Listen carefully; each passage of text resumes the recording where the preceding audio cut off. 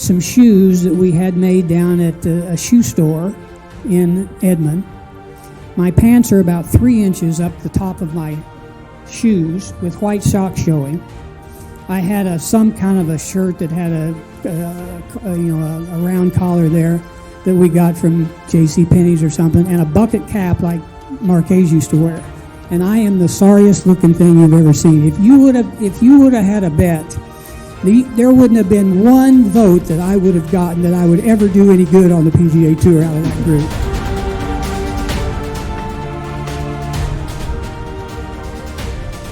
But I was very fortunate to get to go along and watch him. As he said, he kind of watched people on TV, and I watched him. And that's kind of how we learned. We didn't know what a Vardon grip was or a swing plane or anything else, I don't think. We didn't know golf language even because we just hadn't been around it at all. But I learned a lot from Danny, mostly just how to get better. So I was kind of leaning toward going to OU, really. And the state high school golf tournament was in Norman. And this is May, and I'm going to college in 3 months, and I don't know where. So the final round, Coach Holder came down and brought Tom Jones with him. And Tom was first-team All-American that year, his freshman year at Oklahoma State. And I hadn't been around Tom a lot because he was in Tulsa, and I played most of my golf in Oklahoma City. But he came down that last day and followed me around, the whole round. And I don't know if I was just flattered or what, but I just thought if that guy will watch me play all day long, I want to be on his team. So I decided to go to Oklahoma State.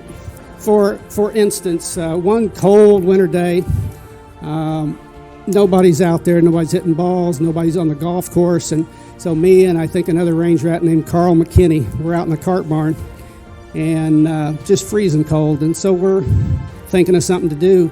Idea occurs to us to have a closest to the hole contest out to the 18th green. The 18th green was about 50, 60 yards out away from the cart barn, and the cart barn faced it, had 2 big garage doors. So we opened the garage door, and we hit wedges off of the concrete floor out the door onto the 18th green.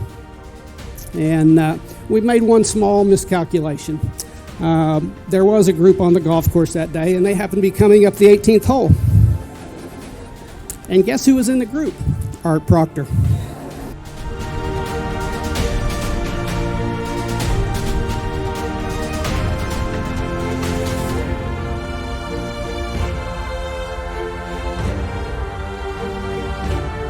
You got a great future ahead of you in golf, and being part of the Oklahoma golf family is more than you will know. And that's, to me, this is not about me tonight. It's about me being lucky enough to be in the room with everybody here. Not only for me, but for everybody else in here. And the people in Oklahoma, in the Oklahoma golf family, are a different breed, in my opinion.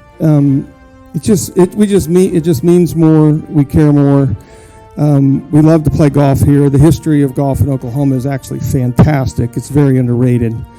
The golf courses we have here, Oak Tree National, Southern Hills, Karsten Creek, Dornick Hills, they're beyond reproach, really. They're as good as anywhere in the world. So we are very lucky.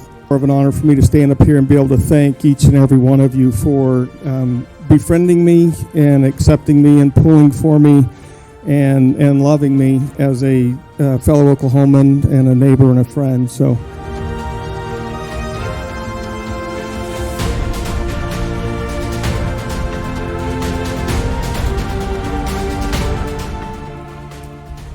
though drives go flipping far and putts show perfect aim, or holes be made in par, those do not make the game.